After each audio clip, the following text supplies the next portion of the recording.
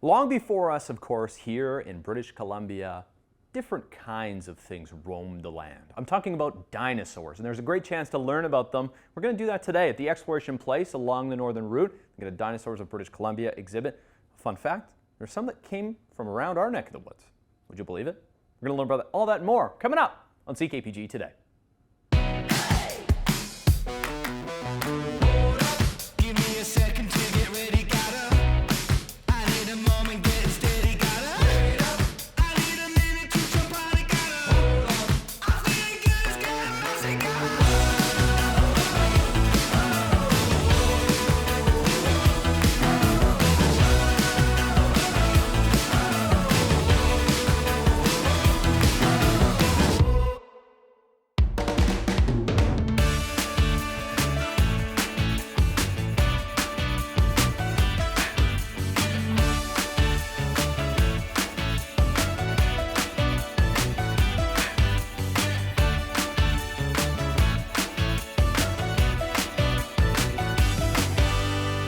Welcome inside the Exploration Place for the Dinosaurs of BC, the exhibit on right now when you make your stop here along the Northern Route. Today we're going to check this out, see what there is to learn. Dinosaurs, there's a lot of history in dinosaurs in British Columbia, and today some people are going to tell us exactly a little bit about that. We got Chad, we got Alyssa. Thanks so much for making the time to chat, guys. Oh, always great to talk to you, Caden. Yeah. Alyssa, tell me a little bit about this exhibit. You helped set it up so you know it in and out.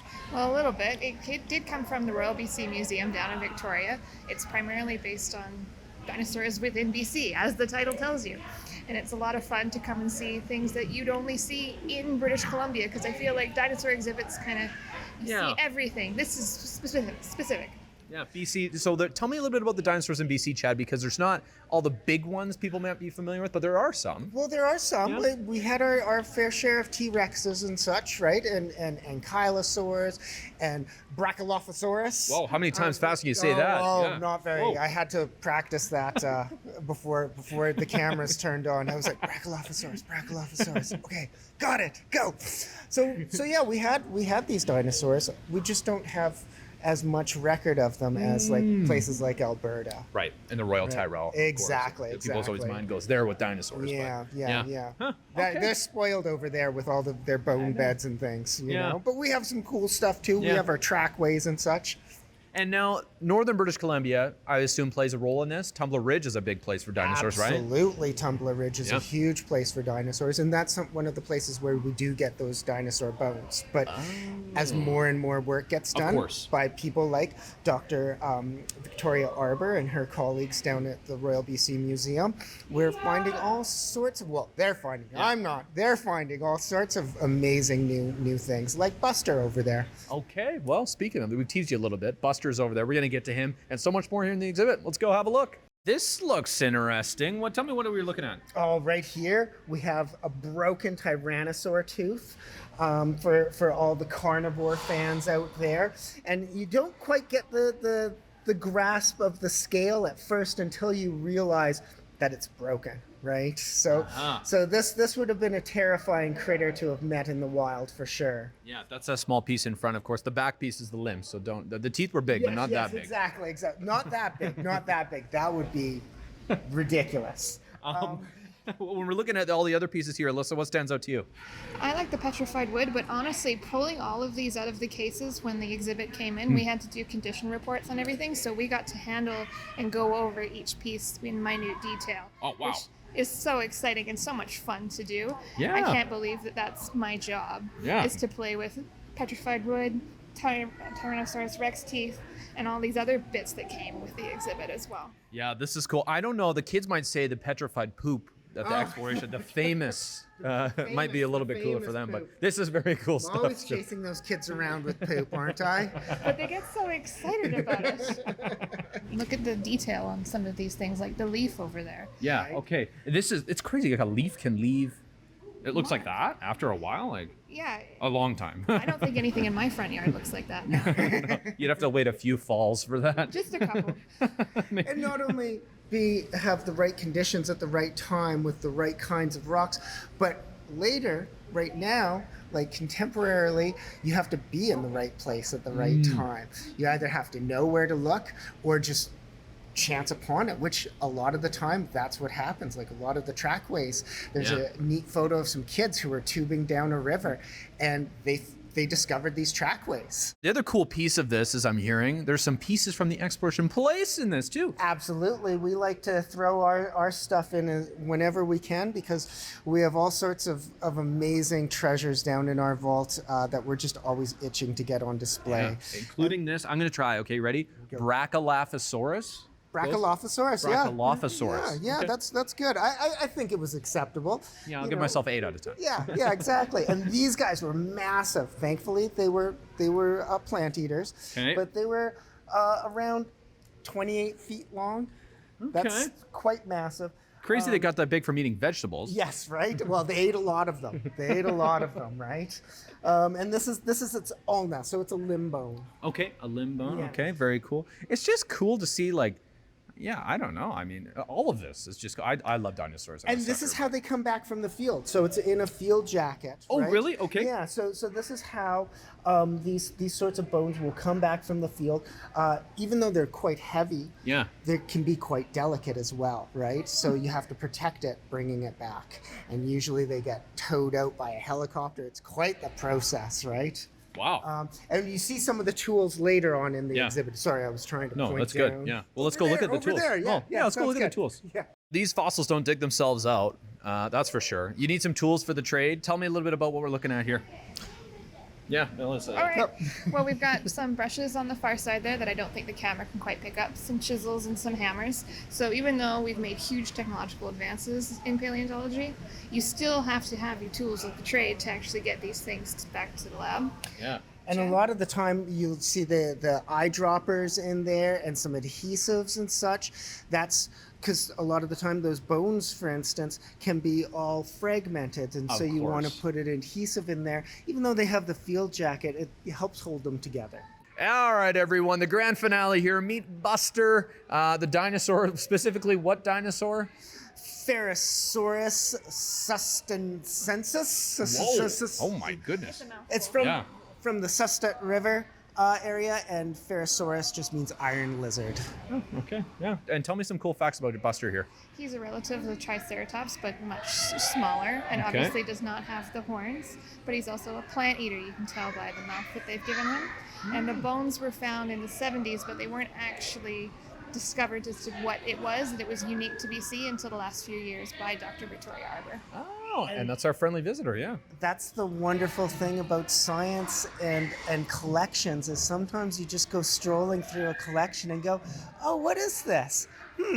Oh, wait, this is something more interesting than maybe people thought. This is a great one for the kids. It's kind of a little bit bigger than a big dog, we were saying. Yeah. Yes, exactly. And a plant eater, Yeah. so Harmless? Nothing too scary, Yeah. unless maybe he got really enthusiastic and jumped on you. Yeah. And he's one of those first dinosaurs that they're really starting to realize lived in mountains as well, right? Because a Oh. lot of dinosaurs you think of around streams and in much more tropical Yeah. sorts of environments. And this was a bushman, a mountain man. There you go. A little bit about Buster. Dinosaurs here at the Exploration Place. This exhibit on all summer, I think, yeah, until the Until fall. September 13th. Perfect. Okay, come check it out here when you make your stop along the Northern Route and get your passport for the Northern Route stamped as well. Thanks so much for your time today, guys. No problem. Yeah, great to look back in time here. Dinosaurs. Buster. Miss an episode? That's okay, life gets busy. We get it. Or maybe you didn't miss anything, but you're here to watch that one feature again because honestly, it was that good. No judgment. Here's the good news. You can relive every moment of the CKPG Today Show whenever you want. Head over to ckpgtoday.ca, click on the Today Show tab, and voila. So grab some snacks, kick back, and binge away because let's face it, life's too short to miss out on great local TV.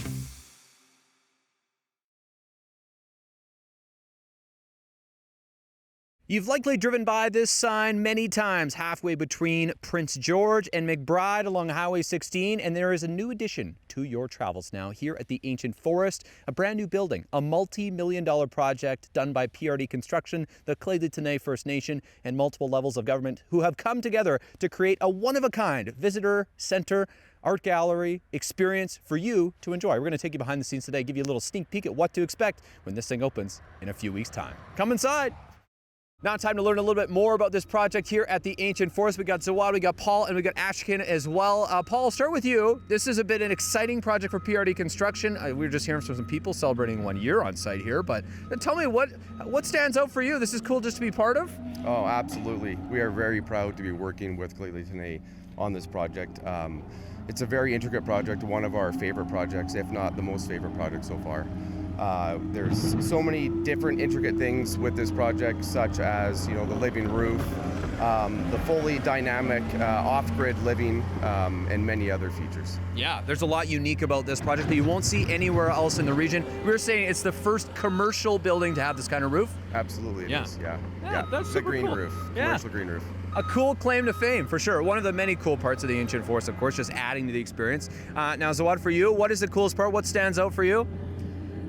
We have been working very hard for this project, and this project started before COVID and is finishing this year, so that tells a lot. Yeah, no kidding. What are you most excited to see when it's done? Do you have something you're especially looking forward to? Absolutely, we are looking forward to have some stewardship, which would be a meaningful engagement for the Clayton people. They have been here for so long, and it's nice to see this coming along so nicely and be a part of. Yeah, no kidding. Okay, and Ashkin, what about for you? What stands out? What are you most looking forward to?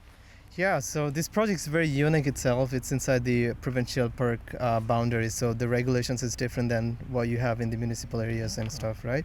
And it has so many different unique characteristics to this project, including the green roof, the on-site solar system. It's a big solar system, right? So we had to have a system backup 1, backup 2. So with everything, it was a very unique experience from a construction point of view. There's some kind of finishing touches happening here in the next couple weeks? Yeah, we're just in the last 2 weeks of the finishing touches, so we have painting going on, some sanding, staining, and then final prep and finishing of the logs as well. Perfect. All right. As you can see, the big Doug firs greet you out front of the building, and now we're about to take you inside. Now we brought you inside the grand entrance here, and Zawad, now tell me a little bit about what's behind us here. This was a special request from the working group. Tell me how that process worked. So when the design first started, so all of it was kind of envisioned by a working group, and the working group was consisting of Cladely elders, the volunteer group from different parts who used to be involved in the Ancient Forest, building the ramp initially, and on all of those work. And our architect kind of sat down with them, and everybody said how they want this center to be looking like. And he drew a beautiful picture, and all the engineering professionals and the tradesperson made this to life. Yeah, and now, so this stands out in the middle. You're going, what is this? It's going to be an open fire, is what you were saying, which is incredibly unique in here. Absolutely. I'm going to be honest, it was not easy. No. Nobody had an experience. And how do you maintain safety and have an open fire inside an enclosed building? It's not fun. No, yeah, no deal kidding. with. A lot of HVAC. Yeah. Absolutely. But once we have starting to see how it's coming along, it's definitely worth it. Yeah. Any fun facts about this part, Ashkin? Yeah, I was the person who worked with the working group from the beginning, and so many ideas. Initially I thought maybe not feasible, that wonderful engineering job made it feasible, and I also want to give the credit to PRD putting everything together, organizing all this up. What was it like to get this proposal, get the idea here, and like even looking at the project altogether, were you like, oh my goodness, this is going to be interesting? Well, first of all, it was a team effort. It was like a very exciting, collaboration between PRD and Clayton today. It takes a team to build this. And I think, one of the most exciting things is that this represents, the traditional First Nations pit house, the 4 pillars, and the fireplace in the center. Yeah, I guess, yeah.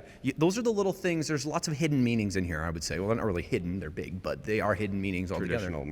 Traditional. Yeah. And now, have you ever built anything like this before? No, absolutely not. No, it's one of a kind for sure. What is it like to manage a project in such a remote location? I don't think I give you credit for that enough, so. Well, it definitely was not me managing the project, overseeing it, but the remote location was very challenging, especially during winter. Ancient Forest is in a snow belt, so the amount of snow that you get in town, it's 6 inches versus 6 feet out here. Yeah, so. No kidding. I guess you got to think about that when you're building too. Yeah, absolutely we do. Yeah.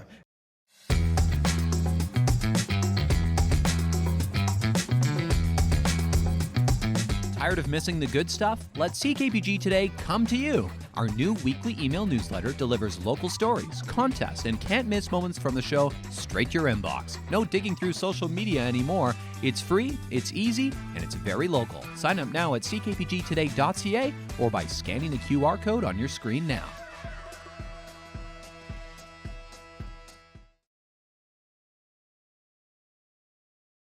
Another very cool part of this building and this facility is, of course, the accommodations on site. There's a mix of different kinds, some for staff, some for visitors, some for artists. Ashikin, tell me a little about where we're standing right now. Yeah, this is artist/visitor accommodation. So essentially, when this facility goes in public, they can book it for overnight stay. For example, if you're an artist, you want to stay up here and create some wonderful piece of artwork, and we'll be allowed to book it for you. And then the idea is the artist staying here for a week or a couple of weeks, even for long-term rentals as well. They will be able to create some artworks that will be showcased in the cultural area right in the middle. Yeah, that's cool. A win-win. And these have a little kitchenette, as you can see on your screen as well. The staff ones are a little bit different than this, but yeah, if you're coming to stay here as a visitor, I mean, get your bids in for the rooms if you want to stay here, first of all. But second of all, it's going to be a pretty great space. Absolutely, no, I agree. And this is, it has a small kitchenette and an attached washroom to it, so it's essentially fully serviced. This is a cultural space, essentially, so all those back walls, there will be glass panels everywhere, artworks in each and every corner of the room. The idea will be a visitor coming inside the building will have a clear idea of what Cladely is, and the whole concept of interpretive center is helping to revive our language and teaching people about our history and culture. So really cool. The space, we do have a gift shop, like we mentioned, on this side. So we will soon will be a call out for local artists to participate in that area. We do have a small meeting room on this side as well, so which has a capacity of 25 people. So we can hold a small meeting or a conference style thing here. You take a little walk up the boardwalk. This is going to be your best view of A, the mountains, and B, the green roof here as part of the Ancient Forest Project. So tell me a little bit about this green roof and how it's unique.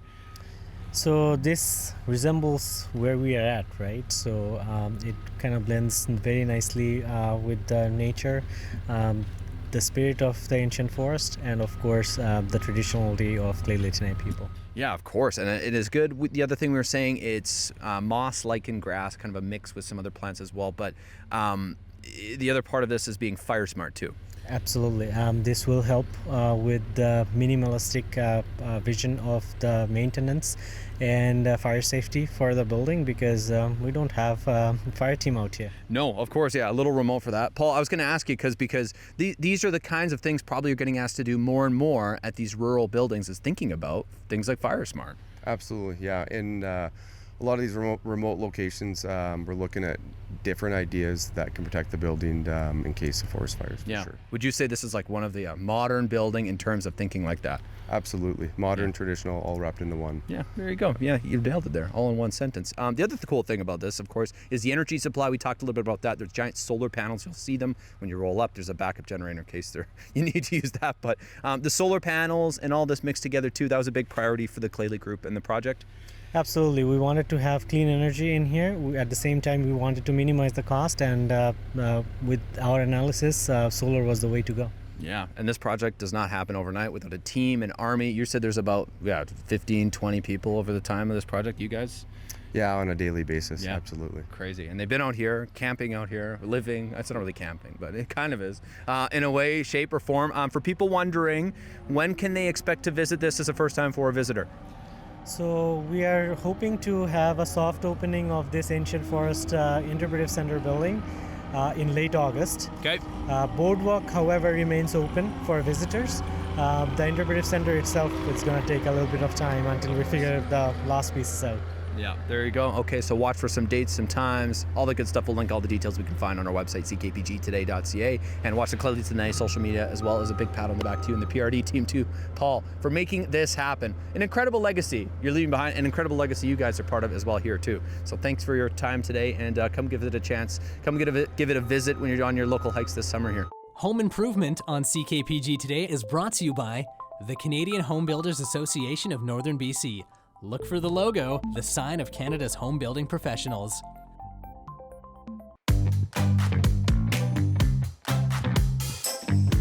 Taking a look outside at our CKPG snapshot of the day from Nancy Alexander, who was out west of Prince George at Norman Lake. This is about an hour drive outside of Prince George, roughly. She was lucky enough to catch a moose hanging out in the shallow part of the lake. Maybe looking for some food, maybe looking to cool off, maybe looking to wash off. I'm not sure. Not sure if you asked him, Nancy, but beautiful shot here at some of the beauty. Some of the unexpected beauty sometimes that we get to see here in our region. The moose, they find us sometimes. That's how it works. Anyways, folks, if you have a snapshot you'd like to share, a photo you've taken recently, share it with us. Snapshot@ckpg.com is our email.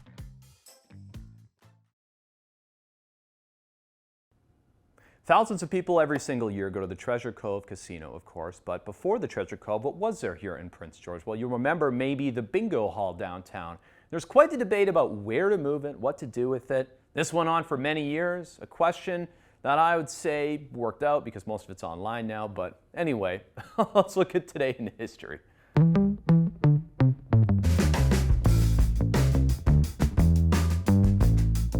Taking a look back to 2001, where would bingo go in Prince George? That was the issue of the day, a meeting set for the future of the bingo hall. You might remember it as the Good Time Bingo Association, the building, and of course, the operator was John Major, who also operates the Diamond Bingo Hall and Casino Hollywood in Prince George. If you remember some of those names, he was the current leaseholder at the facility that is where the RCMP building is now, downtown Prince George. And there were some leases that were elected to not be renewed, so the future was up in the air. Members of the Good Time Bingo Association say a new hall at 3rd Avenue and Vancouver Street where the Cineplex Odeon sits would be less expensive to rent. But they had to hold a public meeting to let the public decide, ultimately, to not go there. There you go, bingo hall, online or at the Treasure Cove Casino now. Two options. So I guess back then, trying to pick a location, they didn't know one of them was going to be online. But who could have predicted that, hey? Anyways, thanks so much for watching today, folks. We'll see you for more good stuff along the Northern Route tomorrow as our series continues. See where our travels take us. Join us then. Bye for now.